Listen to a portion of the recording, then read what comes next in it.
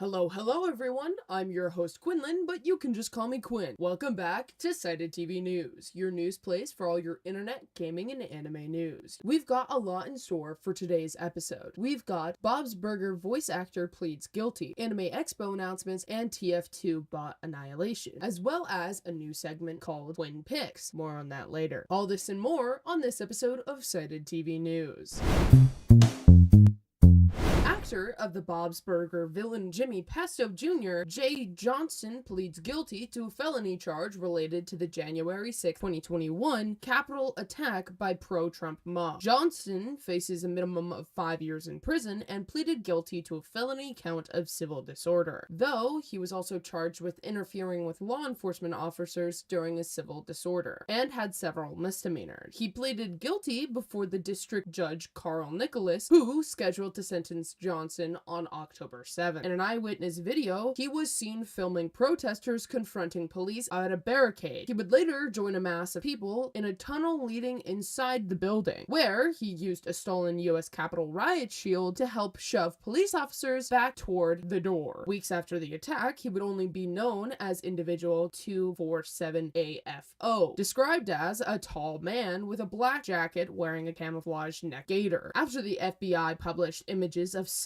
individual and asked the public to identify him, Johnston's lawyer contacted the FBI National Threat Operations Center. He was arrested and charged in June of 2023 after surrendering himself at an FBI Los Angeles field office, though he was released on a $25,000 bond.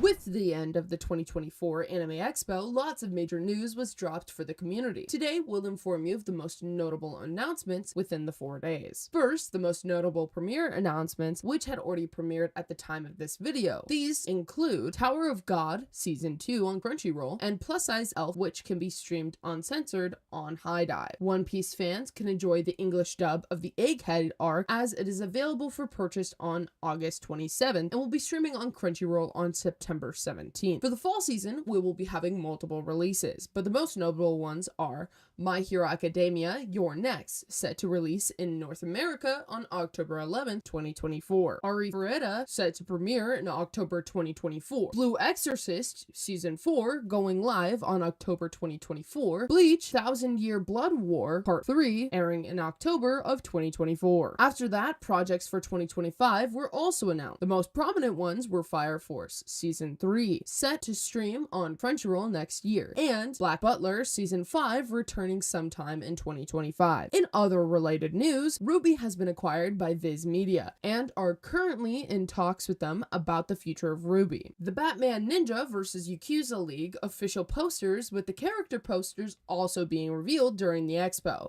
so DC fans also have something to look forward to.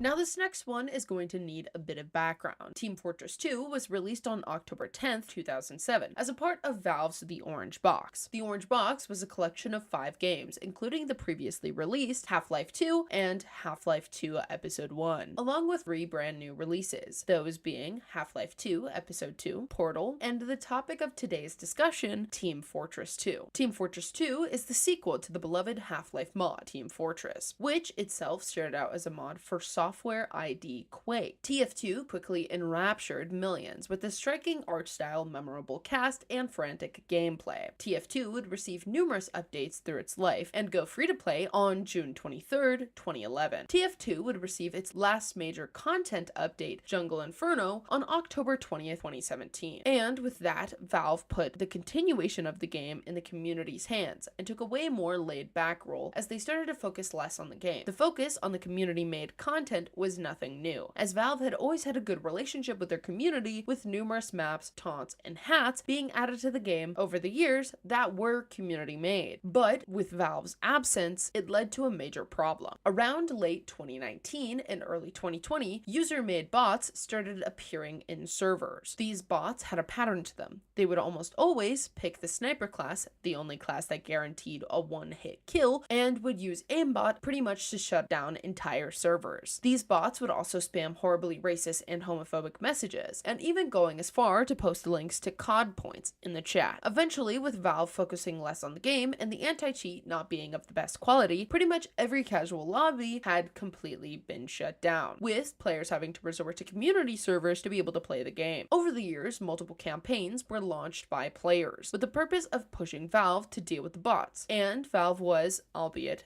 very slow. Their last ban wave was in 2022, which was due to the hashtag #SaveTF2 movement. And while that did fix the problem for a while, eventually the bots did make their way back. This led to another campaign against the bots in May 2024, hashtag #FixTF2, in which the community would do anything possible to bring the bot problem to Valve's attention, yet again, which led to the review bombing of the game on Steam, bringing it down from overwhelmingly positive to overwhelmingly negative, almost overnight. This went on for an entire month to seemingly minimal success. The bots were still rampant and Valve was completely radio silent on the matter, until, that is, June 27th. Suddenly, Valve launched a huge ban wave, banning all bots and bot hosters and preventing new bots from being made. Appeals from the bot hosters made to Valve were answered with an unceremonious no. And so far, the game has been great. The ban wave brought a lot of players back to the game, and the game is seeing a small surge in players yet again. But this shouldn't be the end of it. The community members are calling to keep putting pressure on Valve to prevent another bot crisis, and to let them not abandon the game again.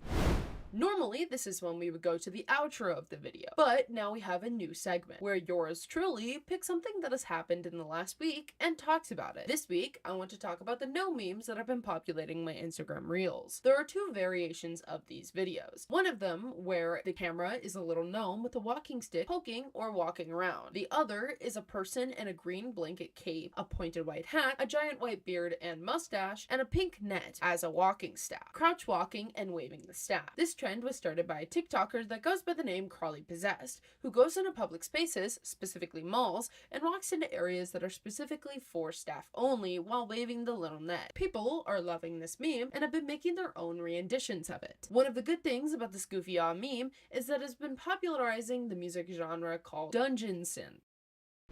With that, we are done with our last story. Also, check the description below for our Patreon. We are a small company, and it would help us out a lot. If you liked the video, hit the thumbs up and subscribe. And if you want to chat with people, feel free to join the Discord below. Again, both of those links are in the description below. And with that, it is the end of the video, so stay frosty.